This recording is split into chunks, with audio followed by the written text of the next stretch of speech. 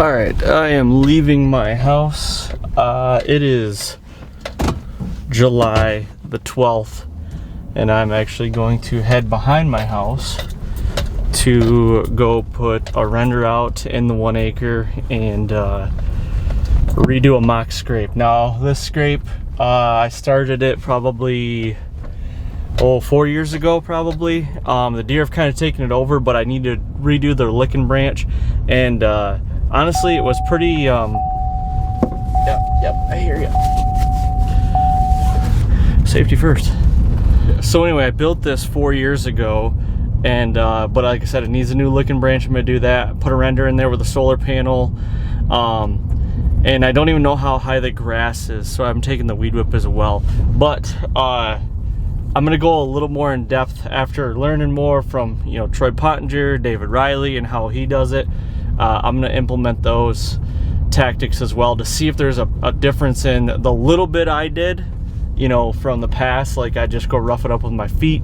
You know, the licking branch was the same every year, and really didn't do a lot with scents. You know, I might pee in it myself, but that was about it. So we'll see. I got some forehead gland, buck fever forehead gland that I'm going to put in as well.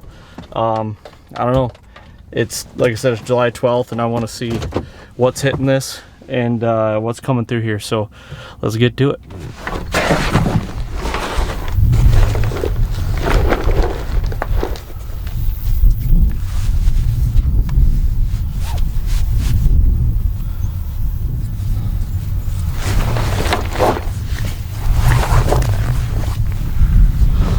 So I'm getting to the edge here. I haven't been in here since last spring, so I don't even know how thick it is, but it looks thick. It's crazy how the hinge cutting I've done the last couple years has like just grown this thing up even more. All this you see right here, from this bush to that bush, never used to be there. That's all new. Wow, this is nuts. Look at this runway here. They're making their own runways. Might be hard to see. That used to be the runway there. Now it's here because all this new growth. That's all hinge cutting that I did a couple years ago. Like, there's trees that I can almost hinge, like hinge cuts that I can almost hinge again. This is how dry it's been. This is usually has water in it all the time. No water in it. Call the deer tracks right there. Well, I can for sure tell that they're bedding in here. This right here, all this dead stuff, is bedding. This is clover that I planted. I frost seeded this 6 years ago now.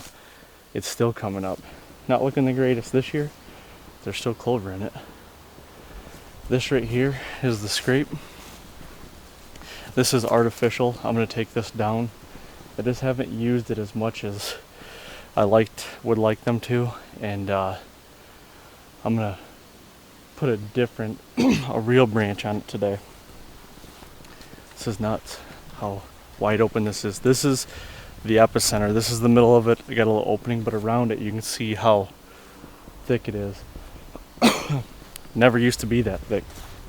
You used to be able to see all the ag fields around it. Even in the fall, you still can't really see the ag fields around it, so that's pretty neat. Let's get to work. I'm gonna get the camera up on this tree, probably a little higher. I got one stick in here. Take one stick high, get it up, get this scrape built. Let's do it.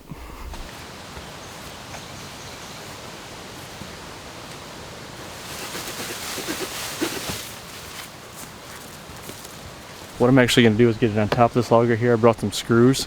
I'm gonna screw it into the top, hang it over here, and then doctor it up even more.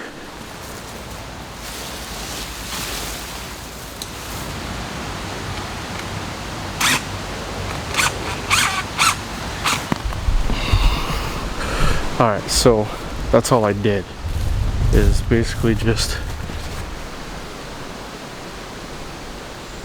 screwed it right there. Get my camera right, be nice and sturdy.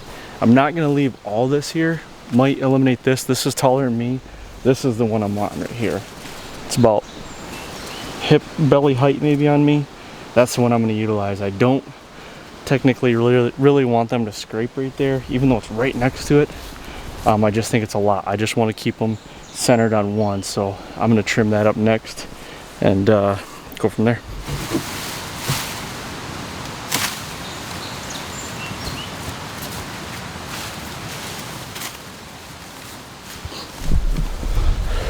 All right, now what I'm gonna do, now that I got my main branch, I'm gonna take some of these smaller ones right here, just hinge them a little bit. Like David said, he likes to get the forehead gland in there, let it soak, but I'm gonna take some of these little ones, just come over here, here, break those, hinge it a little bit just so it looks like deer have already been using it.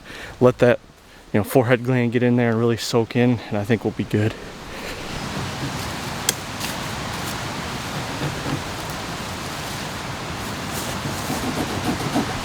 All right, I think that'll do right there. You can see this one right here. I took the knife, cut in it a little bit, I cut into that one right there. That's what's gonna absorb all that forehead gland. Here's another one up here, got a couple up here. I think this will be good. Then the main one here, and it's got a little bounce to it. When they come up to play with it, it bounces. Sorry, I keep looking over here. I'm still trying to get used to it because that's where the screen's at. But I think that'll be nice. Rough up the ground now, get some forehead gland in it, should be sweet.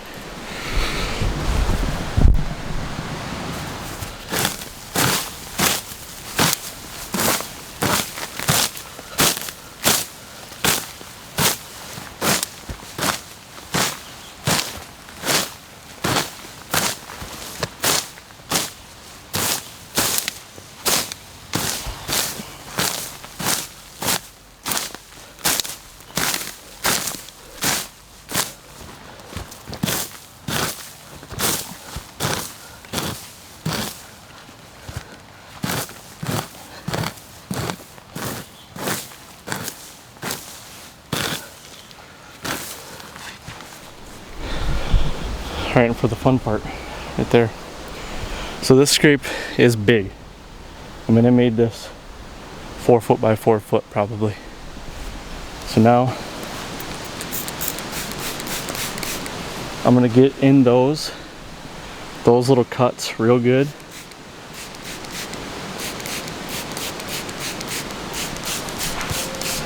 And coat that branch real good.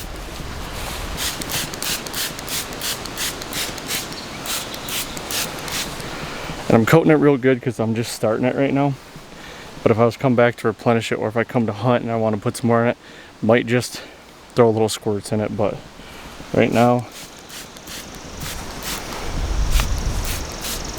I want to get those spots real good. Almost have like a little wet glaze on it. That's what I like. The little bit I've been doing this, seen some success. That's basically it.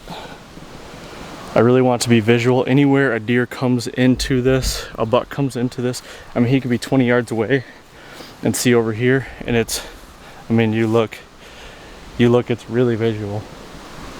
They'll come play with that. And I have the branch, you know, high enough or low enough, I guess I should say, for any fawn or any deer. I want them coming here and play with it. I do want them to take it over. So, good start to it. Now I'm gonna get a render up. Gotta get a stick high and get a solar unit on it as well. Let's do that.